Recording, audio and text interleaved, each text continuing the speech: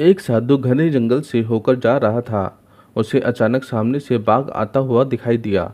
साधु ने सोचा कि अब तो उसके प्राण नहीं बचेंगे।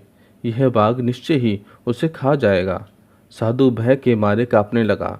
फिर उसने सोचा कि मरना तो तय ही है, क्यों ना जान बचाने के लिए कुछ न कुछ उपाय किया जाए। साधु ने बाघ के पास आते ही ताली बजा बजा कर नाचना शुरू कर दिया। बाघ को यह देखकर बहुत आश्चर्य हुआ। वह बोला, और मूर्ख, क्यों नाच रहा है? क्या तुम्हें नहीं पता कि मैं तुम्हें कुछ देर में खा डालूंगा? साधु ने कहा, हे बाघ, मैं प्रतिदिन बाघ का भोजन करता हूँ। मेरी झोली में एक बाघ तो पहले से ही है, किंतु वह मेरे लिए अपर्याप्त है। मुझे एक और बाघ चाहिए था। मैं उसी की खोज में जंगल में आया था। तुम अपने आप मेरे पास आ गए हो, इसलिए मुझे खुशी हो रही है। साधु की बात सुनकर बाघ मन ही मन कुछ डरा, फिर भी उसे विश्वास नहीं हुआ। उसने साधु से कहा, तुम अपनी झोली में बाघ को मुझे दिखाओ। यदि नहीं दिखा सकते तो मैं तुम्हें मार डालूंगा। साधु ने उत्तर दिया, ठीक है, अभी दिखाता हूँ, तुम जरा ठहरो।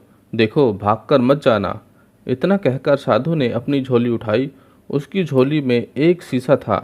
उसने शीशे को झोली के मुख के पास लाकर बाघ से कहा, देखो, यह रहा पहला बाघ। बाघ साधु के पास आया। उसने जैसे ही झोली में मुंह को देखा, उसे शीशे में अपनी ही परछाई दिखाई दी। इसके बाद वह घुर्राया और शीशे वाले बाघ भी घुर्राता नजर आया। अब बाघ को विश्वास हो गया कि साधु की झोली में सचमुच में एक बाघ बंद है।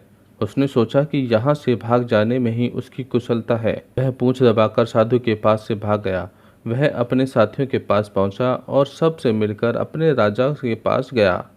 राजा ने जब सारी घटना सुनी तो उसे बहुत क्रोध आया। वह बोला, तुम सब कायर हो, कहीं आदमी भी बाघ को खा सकता है? चलो, मैं उस साधु को मजा चखाता हूँ। बाघ का सरदार दूसरे बाघ के साथ साधु को खोजने चल पड़ा। इसी बीच साधु के पास एक लकड़हारा आ गया था। साधु उसे बाघ वाली घटना सुना रहा था। तभी बाघों का सरदार वहां पहुंचा। जब लकड़हारे ने बहुत से बाघों को अपने ओर आते देखा तो डर के मारे उसकी गिग्गी बंद हो गई। वह कुल्हाड़ी फेंककर पेड़ पर चढ़ गया। साधु को पेड़ पर चढ़ना नहीं आता था। वह पेड़ के पीछे छिपकर बैठ गया। जो बाघ साधु के पास से जान बचाकर भागा था, वह अपने सरदार से बोला, देखो सरदार, सामने देखो, पहले तो एक ही साधु था, अब दूसरा भी आ गया है। एक नीचे छिप गया है और दूसरा पेड़ के ऊपर। चलो भाग चलें। बाघ का सरदार बोला, मैं इनसे नहीं डरता। तुम सब लोग इस पेड़ को चारों तरफ से घेर लो ताकि ये भाग न जाए।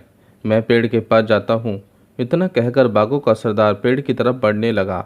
साधु और लकड़हारा अपनी अपनी जान की खैर बनाने लगे। अचानक लकड़हारे को एक चींटी ने काट लिया। जैसे ही वह दर्द से तिल मिलाया कि उसके हाथों की टहनी छूट गई। वह घने पत्तों और टहनियों से रगड़ खाता हुआ धड़ाम से नीचे गिर गया। जब साधु ने उसे गिरते हुए देखा तो वह बहुत जोर से चिल्लाया, बाघ के सरदार को पकड़ लो, जल्दी करो, फिर यह भाग जाएगा।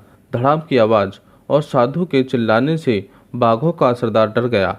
उसने सोचा कि यह साधु सच में ही बाघों को खाता है। वह उल्टे पैर भागने लगा। उसके साथी भी उसे भागता हुआ देखते हुए सिर पर पैर रखकर भाग गए। कहानी से सीख, बुद्धि बल पर भारी पड़ती है।